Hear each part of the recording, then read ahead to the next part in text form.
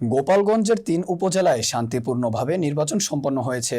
জেলার ৫ উপজেলার মধ্যে গোপালগঞ্জ সদর, টুঙ্গিপাড়া ও কোটালীপাড়ায় প্রথম ধাপের উপজেলা পরিষদ নির্বাচন অনুষ্ঠিত হয়েছে।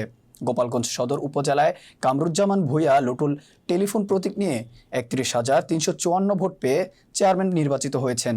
তার নিকটতম প্রতিদ্বন্দ্বী লিয়াকত আলী ভূঁইয়া আনারস মার্কায় দাঁড়িয়ে পেয়েছেন ২৯,৮৬৪ ভোট। এই উপজেলায় সুশীল বিশ্বাস শিপন উড়োজাহাজ প্রতীক নিয়ে ২৮,২৪০ ভোট পেয়ে ভাইস চেয়ারম্যান নির্বাচিত হয়েছেন। নিকটতম প্রতিদ্বন্দ্বী মোহাম্মদ আজিজুল ইসলাম শিকদার পেয়েছেন ২৮,০৬৫ ভোট।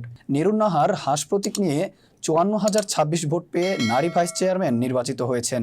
নিকটতম প্রতিদ্বন্দ্বী কলস প্রতীক নিয়ে শাহানাজ নাজনীন বাবলি পেয়েছে ৪৫,৭৭০ ভোট। উপজেলায় মোট ভোটার ২,৯৩,১৫১ জন।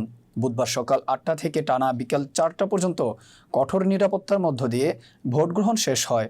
টুঙ্গিপাড়া ও কোটালীপাড়া উপজেলায় ফলাফল রাত 10:30টার মধ্যে ঘোষণা করা হয়।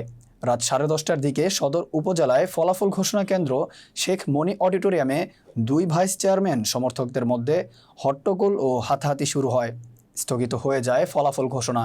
প্রায় ৩ ঘন্টা পর রাত 12:30টার দিকে পুনরায় ফলাফল ঘোষণা করা হয়।